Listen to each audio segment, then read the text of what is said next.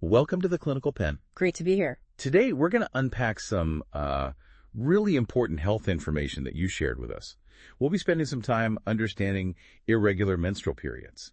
Yeah, looking at what actually counts as irregular, some common reasons behind it. And crucially, when it's really time to, talk to a doctor, you sent over a great resource, that PDF, Common Causes of Irregular Periods and When to See a Doctor. Right.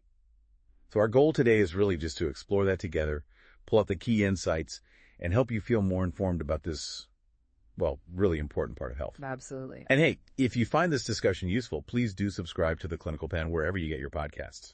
And you can always find more info at clinicalpen.com. Okay, let's discuss this. Well, it's interesting. The document you shared starts right off by framing a regular cycle, not just biologically, but almost like a vital sign. Yeah, like a health indicator. Gives that baseline, right? For most women, a cycle is somewhere between 21 and 35 days. Exactly, 21 to 35 days, and the bleeding part usually lasts, 2 to 7 days? That's the typical range it lays out. Right, but it also makes a good point that, bodies aren't machines. Some variation is totally normal. For sure, especially during certain times like puberty kicking in or after having a baby or heading towards menopause. Normal fluctuations then. But then it gets specific about what consistently irregular looks like. It's not just a one-off weird month. Exactly, it's about a pattern deviating from your usual. That might mean periods just stop showing up for a few months. Or the cycles get way shorter or much longer than they used to be. Or the bleeding itself changes dramatically. Suddenly it's super heavy or maybe really light compared to normal. Yeah, or that confusing spotting between periods. Or if a period consistently lasts, say, much longer than usual, or it's suddenly very short. The document really drives home that these aren't just like annoying inconveniences. They could be signals. Signals that something else might be going on, yeah. And understanding why these things happen, the source points straight to hormones, estrogen, progesterone. They run the show. Right, it's like a delicate balance. It really is. And when that balance gets disrupted, the whole rhythm can get thrown off. Okay, so let's get into some of the specific disruptors the resource mentions. Yeah. It talks about natural hormonal shifts, right? Like puberty, perimenopause. Yep, those big life stages where hormones are naturally in flux. But it also links irregular cycles to medical conditions that affect hormones systemically. Like what? Well, a big one mentioned is thyroid disorders. Having an overactive or an underactive thyroid, both can mess with the signals needed for a regular cycle. Okay, that makes sense. And then there's stress, something we all deal with. Right, but the document specifies chronic stress, that long-term grinding stress. It explains how it can basically interfere with the brain's control center talking to the ovaries. Hypothalamus and pituitary gland. Exactly. That communication line gets disrupted. And this interruption can directly mess with ovulation. Which is kind of the cornerstone of the cycle's timing. Precisely. So the source notes that under significant stress, you might notice skipped periods, or maybe your cycles get shorter, or your period is just late.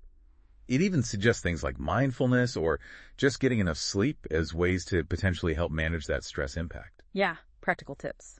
Moving on, the document flags a really common hormonal condition, polycystic ovary syndrome, PCOS. Yes, PCOS. The document highlights it's marked by higher levels of androgens. Those are sometimes called male hormones, though women have them too, plus irregular ovulation or none at all. And sometimes cysts on the ovaries, but not always, right? Correct. The cysts aren't universal, and it lists those other signs that often go along with it, like excess hair growth, trouble with weight, acne, maybe fertility challenges. And the core issue, relating back to periods, is that irregular ovulation messes up the cycle's predictability. Absolutely. But the document does offer some hope. It mentions PCOS can often be managed. Lifestyle adjustments, maybe medication, hormonal therapy. It depends. Good to know. The resource also brings up things we put in our bodies. Birth control, other medications. Yeah, that's a big one.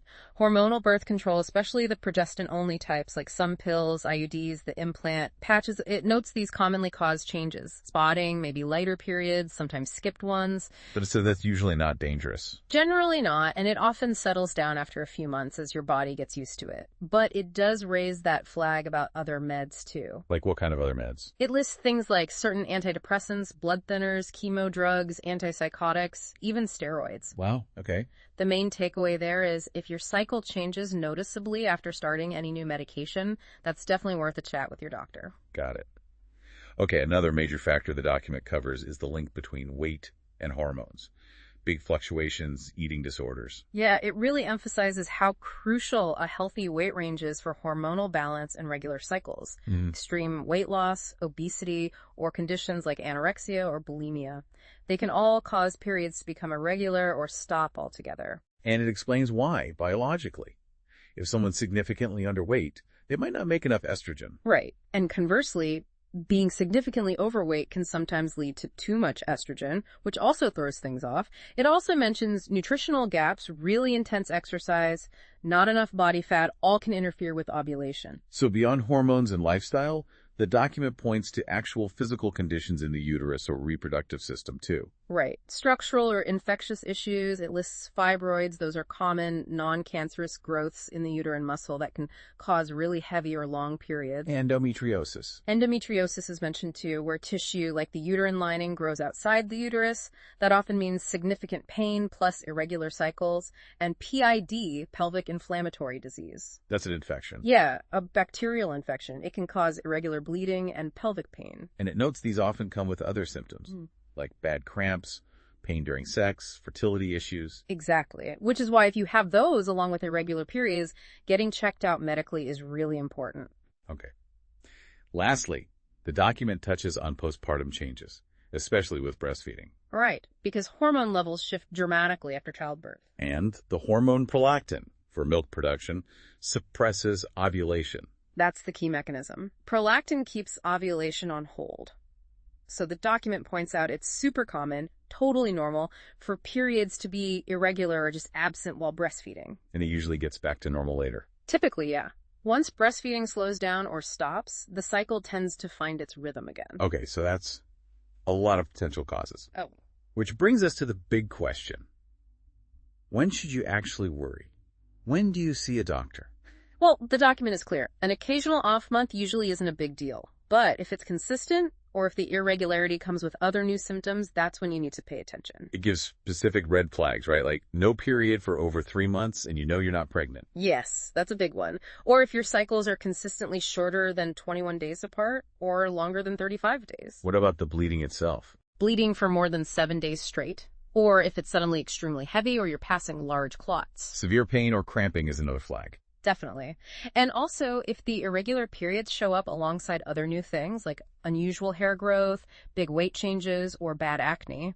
And importantly, if you're actually trying to get pregnant and you suspect you're not ovulating regularly. Right. If that's the goal, irregular cycles are a key thing to investigate. The document mentions what a doctor might do, like tests. Yeah, it suggests they'll likely start with things like blood tests to check hormone levels, maybe a pelvic exam, and sometimes imaging like an ultrasound to get a better look. To pinpoint the cause. Exactly, because the treatment, as the document outlines, really depends entirely on what's causing the irregularity. Makes sense.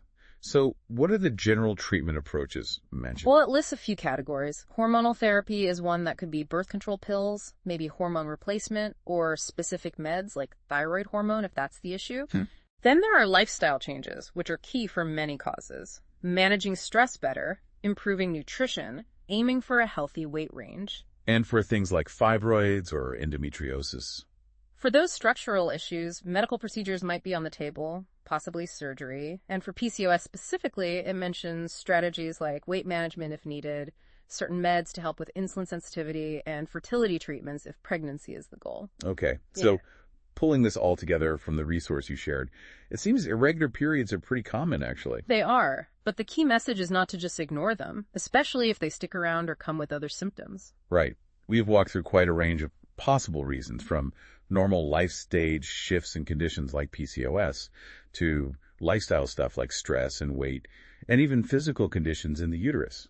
And the really crucial takeaway I think that the document stresses is just understanding your own body. Tracking your cycle, noticing changes, knowing those red flags we talked about. That puts you in the driver's seat, basically. Exactly. It's about being proactive with your health. And the document kind of leaves us with this final thought, doesn't it?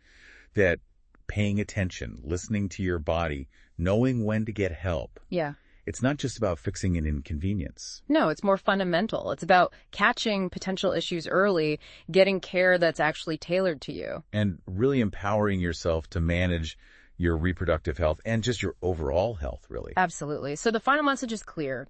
If you are dealing with ongoing irregularities, don't just wait and see indefinitely. Talk to a healthcare provider. Yeah, it's the best way to figure out what's going on and get the right support for you.